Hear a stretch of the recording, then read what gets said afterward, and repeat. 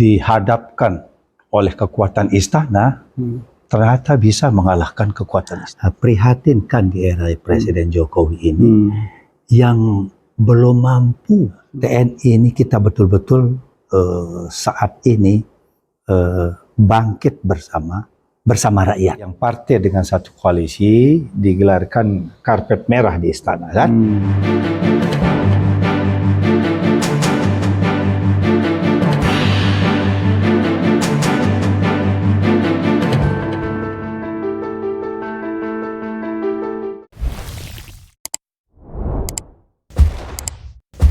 Bismillahirrahmanirrahim. Assalamualaikum warahmatullahi wabarakatuh. Waalaikumsalam warahmatullahi wabarakatuh. Ahlan wa sahlan. Ahlan. Sehat, Bib. Alhamdulillah. Jadi hari ini Yomur Robo ya. Hari Rabu. Hari Rabu ini saya dapat tamu nih. Tamu khusus dari Nusa Tenggara Barat. Wah. Ini NTB ini banyak sekali politisi ya. Masya Allah. Termasuk yang senior-senior ya. Senior. Iya. Gimana antum bisa kesasar ke Pondok Cabe nih? Riwayatnya nih. Ya, alhamdulillah, Habib. Jadi karena kita kan satu grup di Anies for Presiden 2024. Oh, sejak awal ya? Sejak Pak Anies masih jadi gubernur. Oh, 2021 ya? Ya, satu grup kita jadinya. Iya, satu grup di situ. Jadi saya tertarik dengan podcastnya Habib di situ yang itu istiqomah gitu ya, membela kebenaran gitu ya, menegakkan kebenaran ya, tidak melihat latar belakang siapapun itu, kalau memang ada nilai-nilai kebenaran yang wajib kita bela. Ini saya lupa tadi memperkenalkan ini saudara kita yang ini ada satu orang tokoh dunia yang saya kagumi. Iya. Nah, rupanya hari ini muncul nih, wajahnya mirip-mirip, ada di Indonesia. Masya Allah. Nah, tahu nggak siapa? Salah. Wah, namanya Saddam Hussein. Masya Allah. Ini yang datang Idham Hussein. Masya Allah. Mukanya mirip, insya Allah nyali juga sama nih. Amin. Jadi kalau dunia bangga dengan Saddam Hussein, yang terakhir riwayat juga menyedihkan ya. Masya Allah. Tapi kita juga punya nih Idham Hussein dari NTB. Yang insya Allah bacalek dari NTB. Insya Allah. Amin. Yuk kita dukung ya. Mudah-mudahan nawa itu yang baik. Amin. Generasi milenial. Amin. Terakhir apa nih aktivitasnya? Saya terakhir atau saat ini katakan? Saat ini masih aktif sebagai wakil ketua di Kamar Dagang dan Industri Kadin NTB. Oh. Ya, dipercaya oleh. Berarti ini nanti untuk industri di NTB ini mesti disorotin lagi tuh. Amin. Di antaranya ada satu usaha besar di sana. Ya. Yang hasilnya luar biasa. Ya. Nanti titip pesanan nih. Iya. Kalau antum terpilih nanti. Siap, Beb. Nah, jadi ada satu udah lama ya, sejak dulu ya. Tapi kita tidak menikmati. Betul. Itu Newmont. Betul. Newmont ya, Newmont. Nah, ada itu aset bangsa yang luar biasa yang ada di NTB. Harus kita berdayakan nanti. Iya, apalagi antum di Kadin ya, nanti insya Allah terpilih sebagai bacaleknya dari mewakili provinsi NTB. Setelah duduk, nah coba cawe-cawe. Wah, ini kan lagi musim cawe-cawe nih. Cawe-cawe yang positif, tapi yang positif, yang produktif. Ya, cawe-cawe itu ada positif, ada negatif. Tergantung nawa itu yang melaksanakan gitu. Itu. Nah, kembali lagi nih sebagai generasi milenial, wakil Kadin NTB Indonesia Timur ya. Yang terkenal dengan kekayaannya. Betul. Mulai Kalimantan, NTB, semua Indonesia Timur itu kan tempatnya sumber daya alam yang tidak terbatas. Betul. Ya, itu rahmat Allah, rezeki dari Allah yang tidak ada habisnya. Iya. Tinggal kita bagaimana mengelolanya. Betul. Nah, kembali ke peta terkini, antum mungkin mengikuti nggak perkembangan terakhir ini dengan macam-macam hiruk pikuknya menjelang Pilpres? Wah. Berat kita bicara Pilpres karena kita orang orang daerah ya, tapi sekarang karena di era keterbukaan, ya informasi-informasi itu kan sudah sampai juga di daerah-daerah. Ya. Yang terkini kita lihat itu, saya baca berita di podcastnya Habib juga, itu ya, yang luar biasa itu. Ada cawe-cawe yang terkait dengan melibatkan istana, kan, melibatkan Presiden Jokowi, yang di grup itu saya berkomentar di situ. Baru kali ini saya dengar istana itu beroposisi terhadap salah satu rakyatnya yang ingin maju sebagai baca pres, yaitu Anies Baswedan. Baru kali ini? Baru kali ini di rezim ini. Masya Allah. Setahu saya. Ya. Nah, mungkin ini perlu kita sama-sama cermati ini. Apakah bagi istana ini menguntungkan atau malah sebaliknya? Itu kan? Kalau nanti Allah takdirkan Anies itu ternyata menjadi presiden 2024, itu kan artinya istana dikalahkan oleh rakyatnya, ya kan? Iya. Jadi seorang Anies Baswedan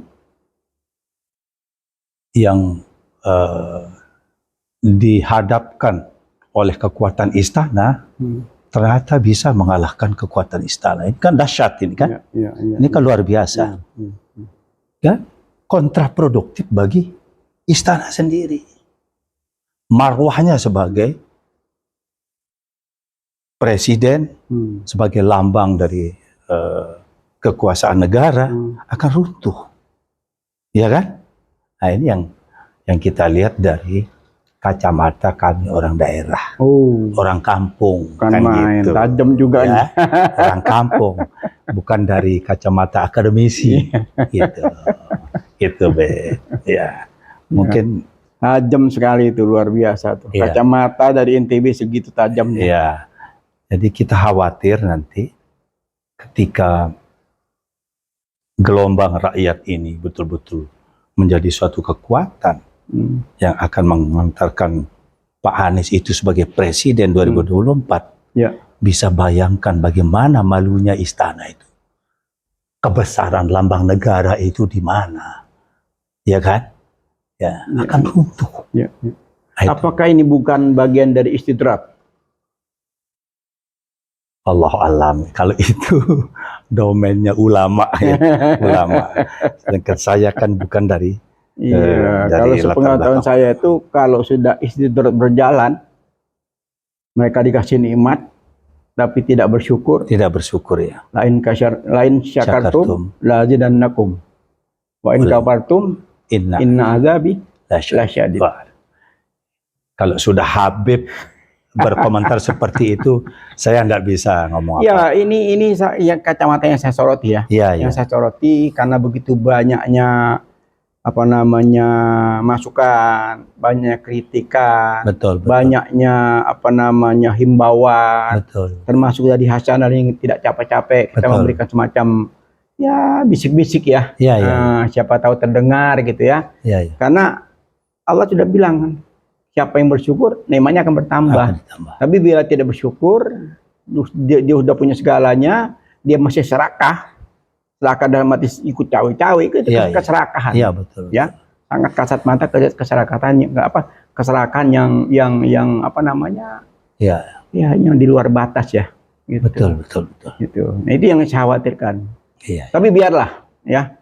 Kalau namanya Allah sudah berkehendak, Allah udah kasih peringatan, Allah udah kasih semacam petunjuk, tapi kalau memang manusianya tetap tidak menjadari hal itu, ya biarkan kita bertawakal kepada Allah. Termasuk Anies tadi, yang antum bilang betapa susahnya, tapi dia udah bayangkan itu. Dia sudah punya bayangan bahwa ini bukan hal yang mudah, tapi enak dihadapi. Begitu dia menanjak ke atas, berat. Nah itu, jadi jangan dianggap enteng. Sama halnya kalau kita mau bepergian jauh-jauh. Betul. Nah, yang kita bayangkan apa, menurut antum? Ya. Kita mau bepergian jauh nih. Iya. Apa yang kita bayangkan tuh? Supaya kita nanti enjoy, menikmati. Iya. Jadi perjalanan khususnya kalau kita bicara perjalanan politik ya. Ya politik, ya perjalanan apapun. Iya. Kalau kita sudah mengharapkan nyaman, Iya. enak, Iya. begitu tidak enak, tidak nyaman kan tekanan batin. Iya, betul. Kita akan cepat patah semangat. Ya, tapi Patah begitu sudah seperti Anies bilang, kita ini menanjak. Ya. Itu filosofinya luar biasa. Iya, iya, iya. Gitu loh, menanjak dan Iya. berat. Nah, situ kita perlu satu ulet ya. Iya, iya. Nah, ulet, istiqomah. Ya. Dan itu dia tunjukkan. Betul. Gitu. Jadi saya lihat ya perjalanan politiknya Pak Anies ini cukup unik. Ya, cukup unik. Kenapa? Karena sejak beliau terlibat dulu waktu pencapresan sebagai tim sukses Pak Jokowi. Ya. Dulu dia sebagai tim sukses, kemudian ikut aktif juga memenangkan Pak Jokowi, bahkan pernah diangkat sebagai salah satu menteri.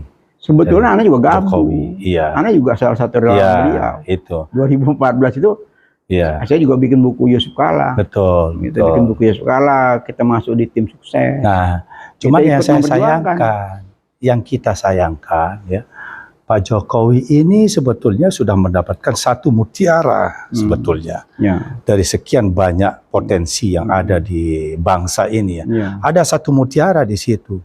Cuman sayang Pak Jokowi itu kurang cermat membaca potensi. Ya. Kurang cermat membaca potensi bahwa ini nanti seorang Anies ini akan bisa tampil sebagai pemimpin di bawah gerbongnya Jokowi. Ya, bukankah kalau seorang negarawan, Ya, seorang Ya. negarawan, ya, dia akan bangga betul. apabila itu maksud penerusnya itu mampu mempunyai untuk memimpin. saya. Betul, Gitu. itu maksud saya. Iya, Itu jadi toh dulu jalan bareng, bahkan jadi salah satu juru bicara, Iya. ikut memenangkan. Andilnya juga luar biasa. betul. Nah, memang ya ini realita politik ya. Iya, iya. Realita politik yang tidak bisa kita Pungkiri. hindari ya. Sekarang sudah mulai antar pendukung sudah makin saling hujat menghujat, Iya, iya. saling mencemooh, saling bongkar borok sana, Iya, iya. borok sini gitu loh. Iya. Nah, ini tontonan menurut Anda seperti apa nih? Iya. Jadi itu juga yang kita prihatinkan di era Presiden Jokowi ini, yang belum mampu sebagai seorang negarawan. Seharusnya beliau itu memposisikan diri sebagai pemimpin yang mengayomi semua golongan, semua pihak yang dulunya sebagai kompetitor. Sekarang begitu sudah ini jadi presiden, sudah dilantik, sudah tidak ada lagi itu. Ya. Mestinya sudah membaur. Semua diakomodir, bukannya pakai politik belah bambu, gitu ya. Nah, ini yang luput dari apa yang dilakukan oleh Presiden Jokowi selama 2 periode. Mungkin kendalanya beliau tidak punya partai. Jadi begini, hingga diombang-ambingkan oleh relawan. Bisa juga seperti itu, tapi menurut saya kan di dalam kabinet beliau itu kan terdiri dari partai-partai. Seharusnya kader-kader partai itu juga saling mengingatkan bahwa kita ini kabinet Jokowi ini adalah periode kedua yang sudah harus menampilkan sisi-sisi positifnya gitu loh. Jadi meninggalkan legasi yang baik bagi masyarakat, bagi rakyat, bagi bangsa, bahkan bagi dunia perpolitikan. Kayaknya legasi ini sudah terlupakan. Kelihatannya begitu. Sepertinya seperti itu. Nah, Kita terlalu berharap legasi yang baik, tapi sampai hari ini kita lihat belum ada tanda-tanda. iya, belum ada tanda-tanda beliau memperlihatkan sebagai seorang negarawan. Iya, itu yang saya nggak habis pikir ya. Kok masih sudah segitu banyaknya mulai dari jauh sampai orang terdekat sampai terakhir dari Australia Ya, ya. itu Denny suara yang Indrayana. kencang. Luar Dari biasa. Australia salah satu tokoh mantan menteri ya, Mantan wakil menteri. Menteri waktu itu. Wakil Menteri Kumham. Wakil menteri ya. Wakil Menteri era Pak SBY. Ya, Denny Indrayana ya. ini. Nah, gimana menurut antum tuh? Apa tuh kira-kira sampai beliau bersuara seperti itu? Apa yang terjadi menurut pengamatan antum sebagai generasi milenial? Jadi suara-suara yang begitu tajam yang datang dari berbagai elemen, sebelumnya kan itu ada dari Panglima Kodam 7. Kodam 7 Siliwangi. Iya. Kodam 7 Siliwangi. Iya, betul. Jenderal Pak Kunto. Kunto ya. Jenderal Kunto. Sudah berani secara terbuka itu mengatakan kalau terjadi pemilu tidak jujur, maka TNI akan mengambil posisi bersama-sama rakyat. Itu suatu hal yang luar biasa ya. Luar biasa menurut Panglima sedang aktif, berani menyuarakan politik, berani bersuara politik tentang politik. Gimana itu? Ya. Nah itu yang ini kan termasuk kita semua mengapresiasi apa yang disampaikan oleh Jenderal Kunto itu sebagai bagian dari beliau itu mendengarkan, menyerap kegelisahan rakyat, kerisauan rakyat selama pemerintahan Jokowi. Nah, sehingga beliau memberanikan diri memasang badan. Ini TNI bintang 2 ini bicara. Ya, ibaratnya karirnya sedang moncer. Mungkin karena anaknya wakil presiden mungkin. Kan anaknya Patri. Anaknya mungkin juga. Ya. Dan saya lihat anaknya Patri kan. Tapi Patri juga ikut ngomong. Patri juga ikut bicara, kritis kan? Juga. Iya, jadi jangan mendikte-dikte kan. Betul. Mungkin juga faktor itu ya. Iya. Tapi sekali lagi kita melihat di sini bahwa TNI ini kita betul-betul saat ini bangkit bersama rakyat. Ya, bangkit menyuarakan kegelisahan rakyat terhadap ketidakadilan, ya, terutama di bidang hukum, di bidang ekonomi, di bidang politik, di bidang pendidikan. Jadi itu disuarakan oleh TNI sebagai representasi dari kekhawatiran. Kalau TNI tidak mengambil sikap, dikhawatirkan nanti akan terjadi benturan sesama anak bangsa. Dan kita tidak ingin semua itu terjadi. Apa sudah ke arah itu? Wallahu alam. Kalau saya lihat di tengah-tengah masyarakat. Ya mungkin di daerah sana, daerah Antum, daerah NTB itu apa mungkin suasananya seperti apa? Saya pikir di era keterbukaan sekarang ini apa yang terjadi di ujung timur akan berpengaruh juga apa yang terjadi di ujung barat. Dan begitu juga sebaliknya gitu. Karena informasi ini kan tidak bisa ditahan di era keterbukaan seperti itu. Nah, sehingga kita harapkan apa yang disampaikan oleh Jenderal Kunto, oleh Wakil Presiden Tri Sutrisno, apa yang disampaikan oleh beberapa dari perguruan tinggi, dari akademisi. Kemudian terakhir apa yang disampaikan kerisauan rakyat itu oleh Denny Indrayana dari Melbourne itu, dari luar negeri itu. Ditambah lagi terakhir orang dekatnya Jokowi juga yang bersuara. Iya. Pendiri PAN. Iya. Mungkin Antum kenal? Iya, saya. Abdillah Toha yang surat terbuka. Iya, surat terbuka ya. Iya. Itu juga luar biasa. Luar biasa. Itu bagian dari keterwakilan dari kerisauan rakyat. Nah, menurut Antum, ya, ini positif atau negatif nih? Yang mananya? Ya, semuanya ini.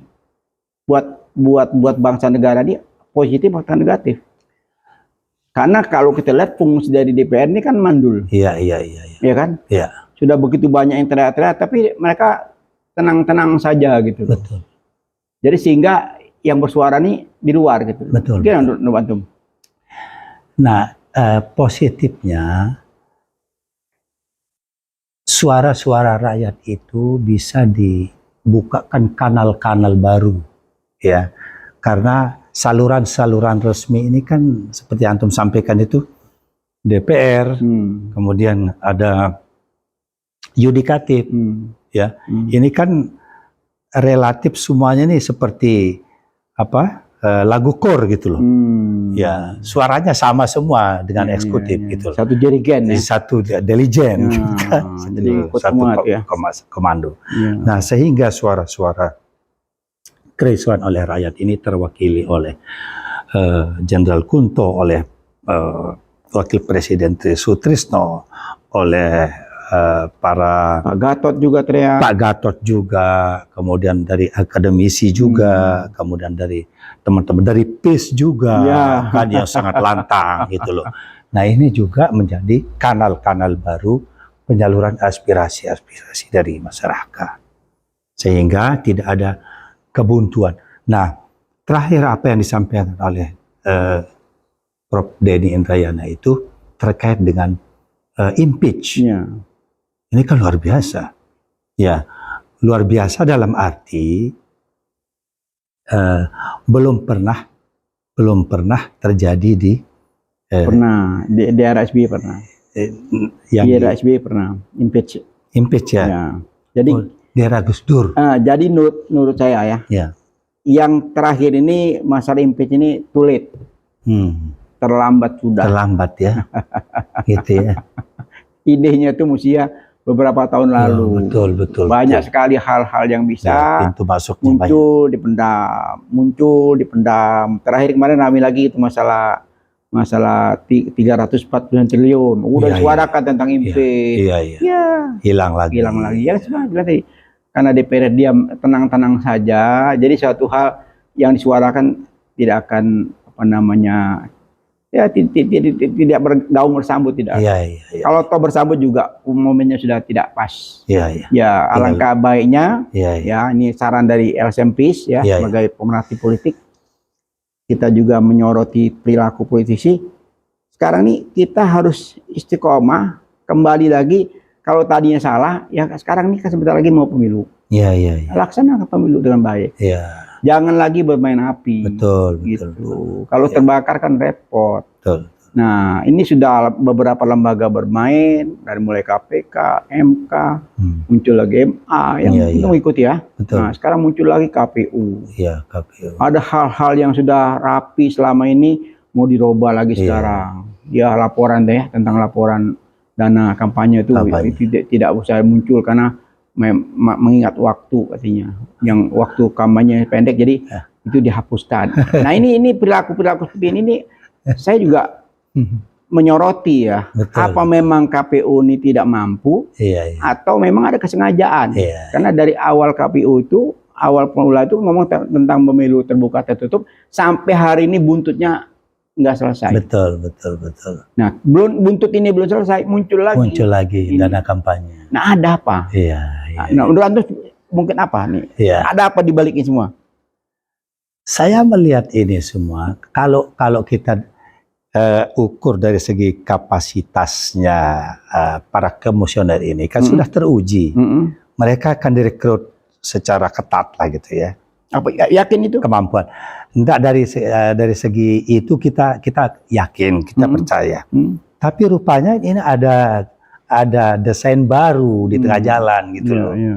Ada desain baru di tengah jalan yang terkait dengan agenda 3 periode lah, kemudian ada penundaan pemilu. Iya, jadi gini, mungkin dalam masa ada waktu ya.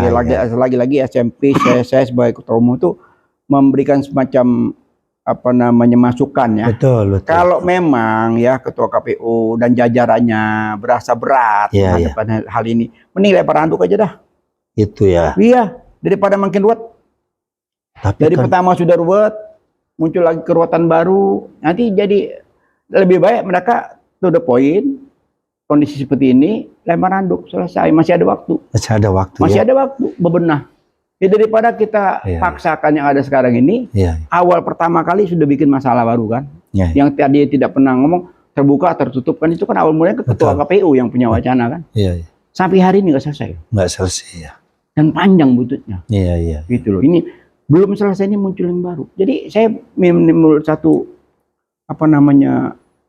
semacam yang saya lihat ini hal-hal yang memang entah sengaja, entah by design, entah nggak mampu. Banyak nih yang kita mesti analisa ya, gitu loh. Mungkin masyarakat juga menyoroti ini, sudah harus menyoroti siapa saja nih Komisi KPU ini, kemana arahnya dia gitu loh. Nah, karena mereka sebagai penyelenggara ya jangan main-main lah. Betul. Gitu loh. Karena ini kan sudah cerdas ya, seperti yang Antum bilang tadi kan, kita sudah tidak lagi waktu dan jarak sudah tidak ada batas. Betul. Gitu. Itu yang kita lihat. Kalau memang mereka, ya mumpung saya bilang tadi, daripada dia nanti memaksakan diri dengan by design segala macam, timbul masalah baru, timbul huru hara yang kita tidak inginkan. Lebih baik dia secara gentleman gitu loh. Ini kita dalam posisi begini yang mungkin dalam tekanan dan sebagainya, buka aja ke publik. Gitu loh. Sehingga tidak menimbulkan jadi berkepanjangan. Terlalu setiap pemilu kita ada catatan-catatan hitam gitu loh. Itu kan sudah harusnya diakhiri ya. Kalau dari awal-awal ini, jadi gini, kalau niat yang baik dari awal, insya Allah kedepannya baik gitu loh. Betul. Tapi kalau sudah dari awal sudah ada niat yang buruk, nah ini bahaya. Buntutnya. Betul. Ini coba Antum perhatikan. Jadi begitu wacana tentang pemilu tertutup dan terbuka, sampai hari ini, gitu loh. Nah seharusnya dia sebagai ketua KPU bertanggung jawab. Betul. Dia ikut juga cawe-cawe ke MK. Ini kita sudah nggak bisa lagi. Kita sudah nggak mampu kalau nanti dibikin tertutup. Karena persiapan satu, keduanya seperti Antum kan banyak juga persiapan, entah foto, entah baliho, entah apa kan. Sudah matang nomor urut, tiba-tiba diacak-acak. Jadi tertutup. Kan pasti gejolak. Betul. Yang pesta yang kita mau ini ya seharusnya kita bergembira, timbul masalah baru. Dan saya mendengar kebetulan kan saya juga sebagai salah satu bacalek ya Beb ya. Saya dengar sendiri dari teman-teman caleg dari beberapa partai, saya lihat kalau memang ini betul menjadi tertutup, kemungkinan besar 50% dari daftar calon legislatif sementara DCS itu akan mengundurkan diri. Apa itu yang diinginkan? Nah, kalau itu yang diinginkan, lantas bagaimana kualitas demokrasi kita, pemilu kita? Yang sedemikian besar anggaran dikeluarkan gara-gara ulah segelintir orang. Permintaan ini kan request ini sebetulnya kan jelas request satu partai kan. Nah, bukan partai sebetulnya.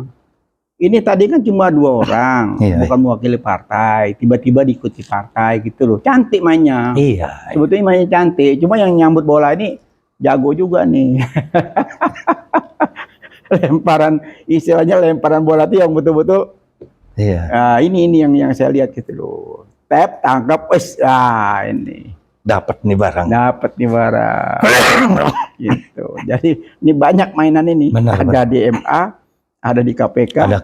Ada KPK, tambah lagi di Mahkamah Agung, tambah lagi KPU. Nah, semakin sempurna nih kelihatannya siasatnya. Tapi Beb, menurut saya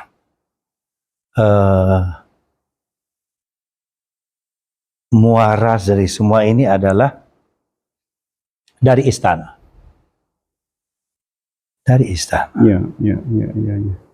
Muara dari semua. Jadi dia memulai, dia yang harus mengakhiri. Gitu. Mungkin Antum sebagai generasi muda, milenial, kasih masukan kepada istana. Apa yang terbaik? Mumpung masih ada waktu. Mumpung masih ada waktu menurut saya. Itu aku tuh kasaif, waktu itu bagaikan pedang ya.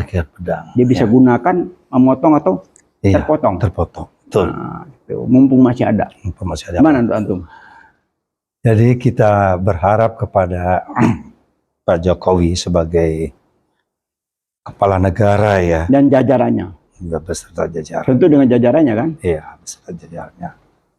Mari kita akhiri, kita berharap akhiri pemerintahan ini dengan husnul khotimah gitu loh. Husnul khotimah. Husnul khotimah artinya nanti ada legacy, ada kenang-kenangan yang baik yang dicatat oleh sejarah masa kini yang akan dibaca oleh anak cucu kita nanti. Itu saja. Bukan cuma dibaca. Iya. Akan diingat dan ditiru tentunya. Tapi sebaliknya. Nah, sebaliknya kalau meninggalkan legasi yang buruk, akan dicatat ya dengan sejarah kelam oleh bangsa ini, akan dibaca, akan diingat, dan akan dicaci maki setiap generasi itu. Ya, sudah tercatat ada Firaun ya. Ada Atatürk ya. Turki. Ada lagi banyak ya.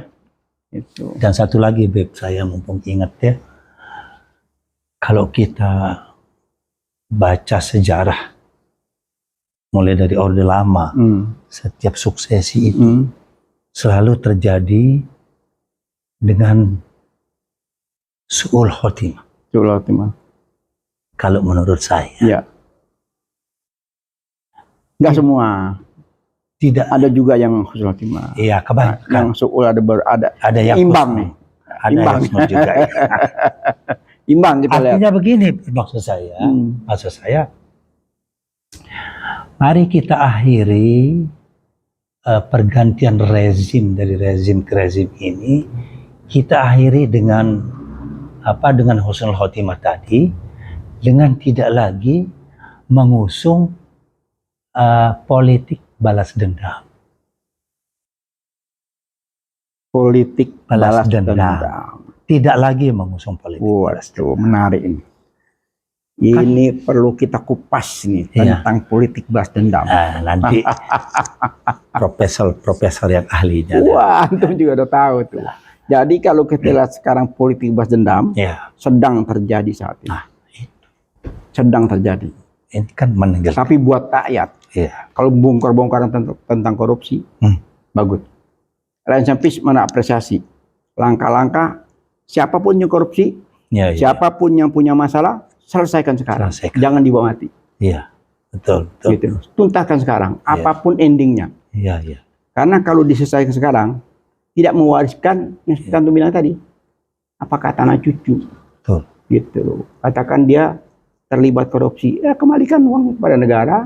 Mungkin dengan amnesti atau apa, sehingga masalahnya ditutup. Jadi kan kasus-kasus ini jadi terus berlanjut, berseri, berepisode dari periode nyambung periode lagi, kasus Turet, kasus kehutanan, kasus EKTP, kasus kenapa nggak dituntasin? Tidak meninggalkan beban sejarah. Betul. Nah, beban sejarah. Jadi duduk bareng-bareng. Oke lah kalau selama ini namanya manusia itu tidak lepas dari salah dan kelupaan, nggak bisa. Apalagi pejabat. Yang kita khawatirkan istidrot tadi. Allah udah kasih nikmat, udah kasih segala-galanya, tapi dia lupa. Nah kita mengingatkan loh. Bisik-bisik ini kita selalu mengingatkan bahwa apapun itu tidak ada yang bisa dibawa. Tidak ada yang bisa dibawa. Betul. Katakan dia punya harta apa. Ini coba antum bayangin ya. Seorang yang kaya raya. Kayanya tidak terhingga. Kira-kira apa yang dia bisa buat? Menurut antum? Mau bersenang-senang, ya, dia punya pesawat sendiri. Kira-kira mau terbang kemana dia? Iya kan? Dia punya kapal pesiar dengan segala krunya. Kira-kira mau dibawa berlayar kemana? Buat menyenangkan dirinya. Ya. Betul. Terus dia punya istana yang megah. Ini pernah menjadi catatan waktu Habibie terakhir-akhir hayatnya. Dia kesepian di rumah yang besar. Hartanya begitu banyak. Dia sedih. Kenapa saya tidak menjadi? Saya sedih di akhir hayat. Tapi alhamdulillah dia sedih masih semasa hidupnya. Masih hidup. Nah, itu suatu catatan gitu loh. Jadi nggak ada yang bisa dibawa mati. Betul. Kecuali amal yang baik. Gitu. Amal dan perbuatan yang baik. Nah, begitu kita meninggal amal, ya lebih kerennya legacy. Kalau kita kan lebih amal ya. Amal baik, turunan yang baik, itu yang bisa membawa kebahagiaan. Tapi kalau yang ditinggalkan itu masalah, dan masalah itu tidak akan habis-habis, sayang ya. Betul. Sayang. Oh, orang tua saya orang besar, tapi di akhirnya begini. Oh, ayah saya orang besar, akhirnya begini. Ya mestinya kan mereka contoh orang-orang tuanya yang akhirnya tidak baik itu. Iya. Mereka harus contoh itu. Itu yang selalu kita suarakan. Selalu saya ingatkan berkali-kali. Karena ya tidak ada yang kekal di dunia ini. Iya. Ini kan cuma pinjaman. Iya. Dia punya kuasai tanah. Katakan si Indonesia dia kuasai. Mau dibawa kemana? Benar. Iya kan? Coba kalau hidupnya kayak Habib, kan? Istananya seperti ini, alhamdulillah, kan? Ya. Nikmati. Kapan kita ibadah, kapan kita ini bercengkrama bersama anak-anak, ya. Kita nikmati. Makanya Habib kan tidak ada beban. Tidak ada beban. Gitu ya, karena berpikir itu, saya didik anak saya, alhamdulillah sudah jadi orang semua, sudah punya titel semua, ada yang punya pesantren, ada yang punya klinik kesehatan, ada yang usahanya, ya semuanya alhamdulillah sudah mandiri. Gitu. Nah sudah mandiri, ya di hari tuanya kita tinggal bimbing aja, pesantrennya juga lumayan. Kita menikmati lah. Saya selalu ajarkan dari mulai cucu itu nggak pernah lepas sholat dan jilbab tuh saya punya cucu nggak lepas, walaupun dalam rumah. Gitu. Jadi dari akidah itu kita tanamkan, akidah dan syariat sejak kecil kita tanamkan. Bagaimana harus ketemu laki-laki, nggak pernah ketemu laki, karena harus betul-betul kita jaga. Nah, karena situasi zaman saat ini kan memang luar biasa. Betul. Luar biasa. Kalau kita sebagai orang tua, kembali lagi tadi, orang tua kita ini kan presiden ya. Masih ada waktu setahun lebih kan. Setahun ya. Jadilah presiden yang baik. Dimomong nih anak-anak nih, gitu loh. Ada si Pulan, ini anak semua kan. Nggak ada orang lain kan. Tidak ada orang asing. Semuanya anak. Anak-anak Indonesia. Anak-anak bangsa. Kenapa tidak disatukan? Betul. Tidak perlu gara-gara petugas partai. Betul. Langsung saya sebagai petugas partai. Ini mungkin jangan-jangan instruksi partai, ini kita jadi. Ini kan masih ada pola pikir, ada dikotomi antara partai yang satu koalisi, ya kan? Yang partai dengan satu koalisi digelarkan karpet merah di istana, kan? Yang partai koalisi.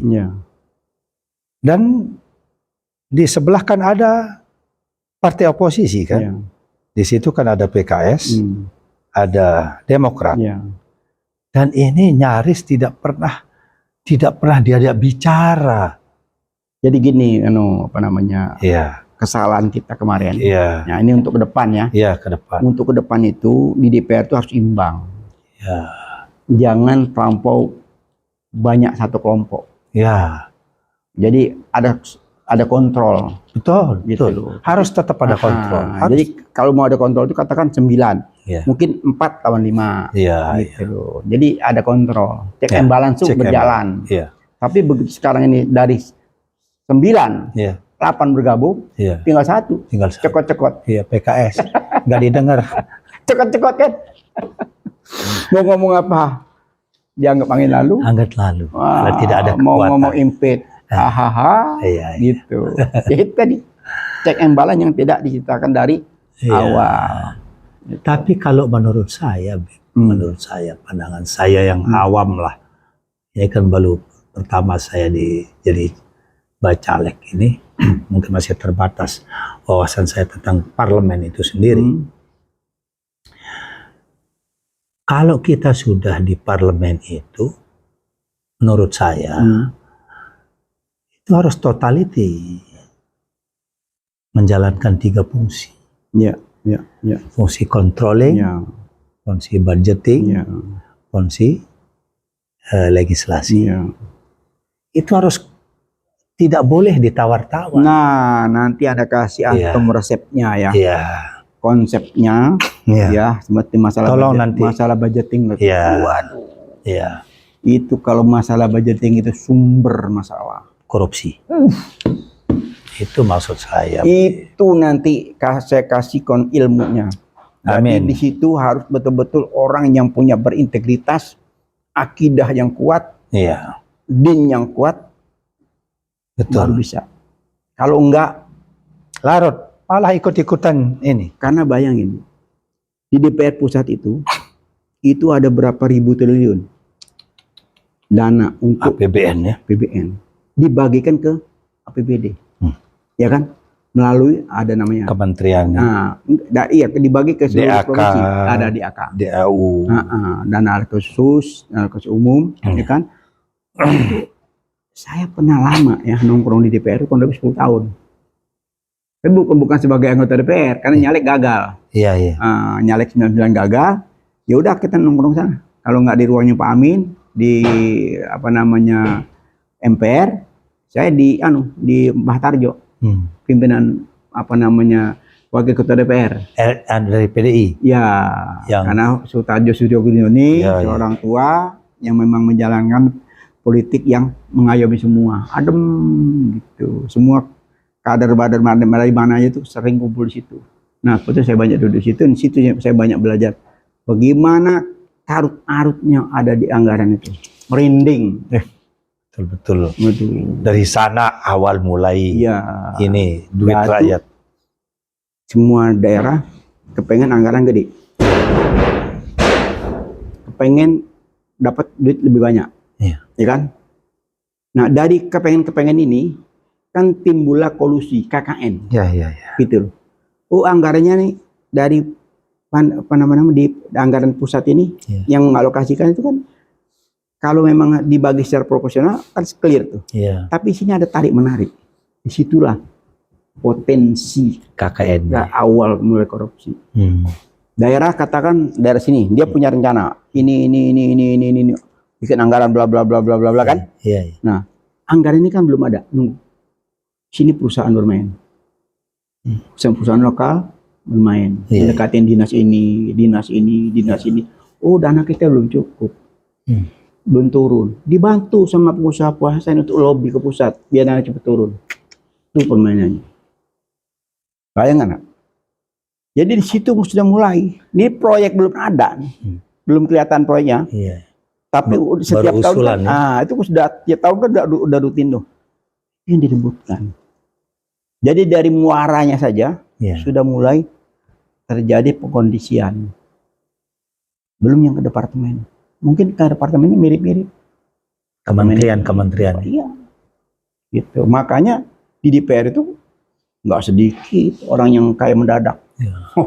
Banyak. Teman saya di 99 itu nyalek saya gagal. Teman-teman yang tadinya nggak punya apa-apa beberapa tahun sudah jadi miliuner. Dari PAN dulu. PAN betul, karena saya pendiri PAN. Kita betul-betul mulai dari deklarasi, dari mengumpulkan 10-20 orang. Sampai bikin deklarasi besar-besaran di Gelora Bung Karno, ya saya punya peranan. Kita terbitkan waktu itu ada 2 tabloid. Gitu. Dapat ilmu banyak dari Habib. 2 tabloid itu waktu itu kan kita belum punya medsos, masih berdasarkan kalau nggak tabloid ya koran atau TV itu aja sarananya. Jadi tabloid itu waktu itu benar-benar berfungsi untuk menyuarakan ide-ide apa gitu. Jadi tabloid waktu itu yang saya buat tuh Getar Reformasi sama Sinar Mentari. Dua tabloid kita bikin launching saat di Gelora Bung Karno. Mau pernah ngundang Pak Hari Hamzah? Belum. Diundang. Jamaah itu. Iya, nanti saya punya catatan sendiri tentang beliau. Jadi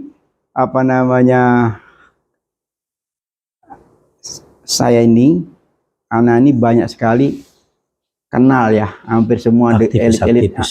Kita kenal semua, kita tahu perilakunya, kita hafal ya. Gitu. Jadi kalau kembali ke Pak Hari tadi, ya salah satu yang jadi masalah sampai detik ini tidak selesai. Ulahnya Pak Hari Hamzah. Tahu nggak antum? Gimana? Tentang threshold 20%. Threshold ya. Siapa yang ketok palu? Dia wakil ketua ya. Itu terjadi. Jadi semua anggota menolak tentang threshold 20%. Tinggal Setia Novanto sendirian, tidak bisa ketok palu, tidak sah. Kalau sendirian.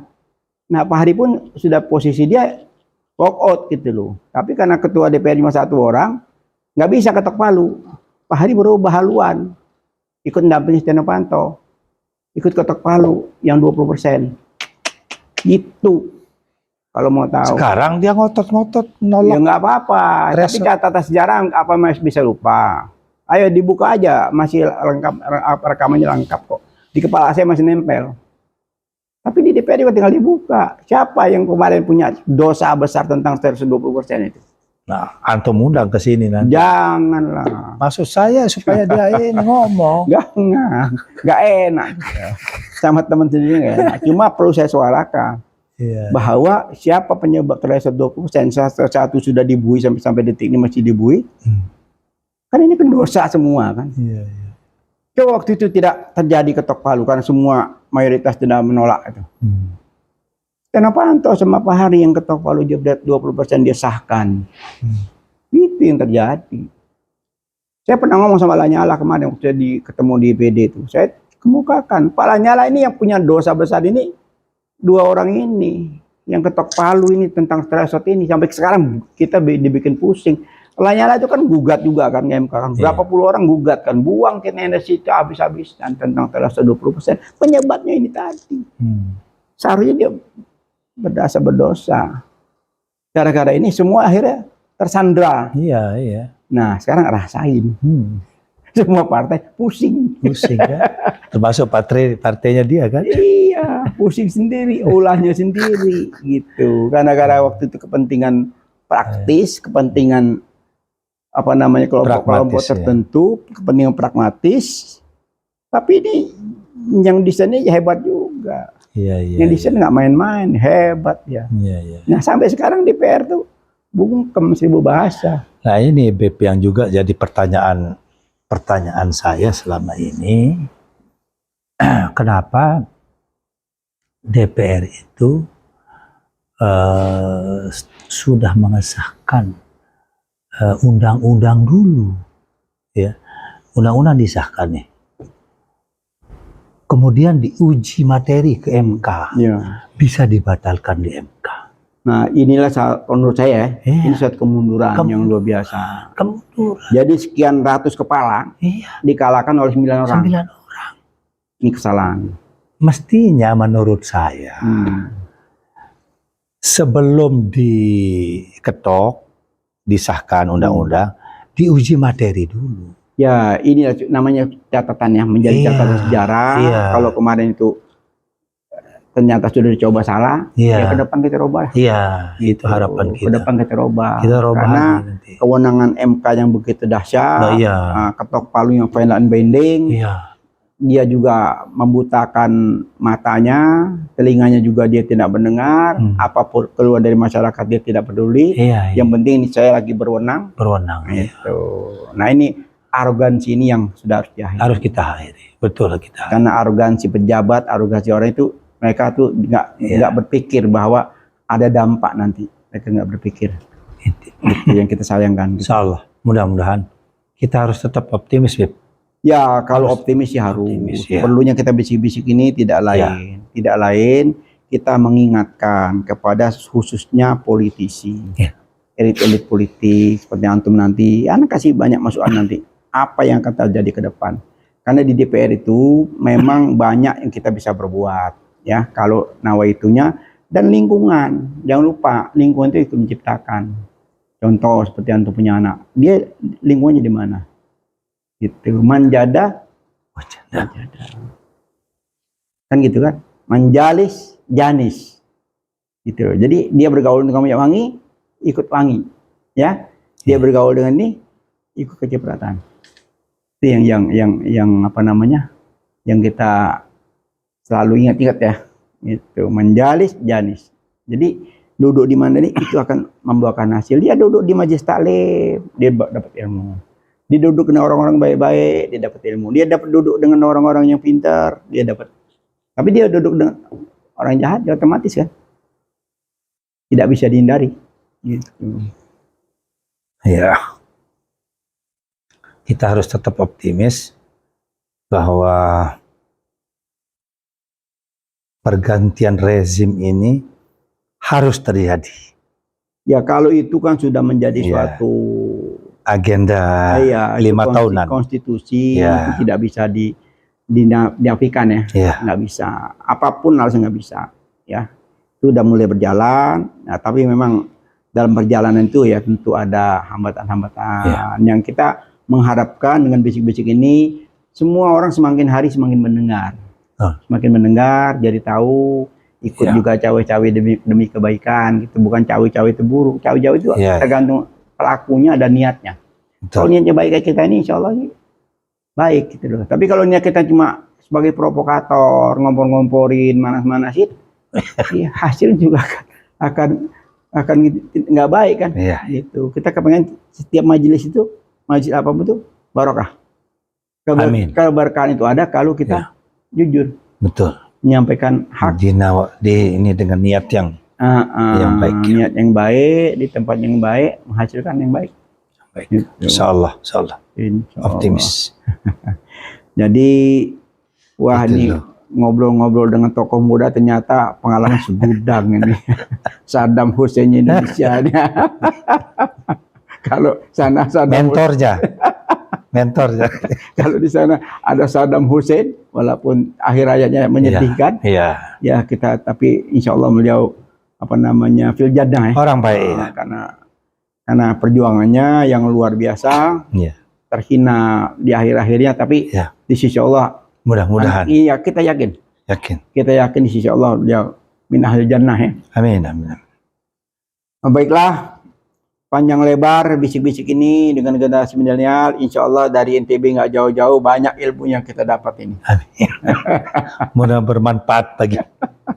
Punya nyali juga kayak Saddam Hussein. Jadi Hidam Hussein dari NTB. Amin. Ya Allah. Mentornya. Barakallahu. Mudah-mudahan bisik-bisik bermanfaat bagi kita semua ya. Amin. Kita akhiri wabil taufik wal hidayah. Wassalamualaikum warahmatullahi wabarakatuh. Waalaikumsalam warahmatullahi wabarakatuh. Ikuti terus Khas Channel, kritisi, kasih masukan, jangan cuma masukan. Ikuti juga kita punya jejak pendapat untuk diisi dengan berbagai item pertanyaan yang selalu kita munculkan di medsos. Sip, sukses selalu. Amin. Ahmad Sahab.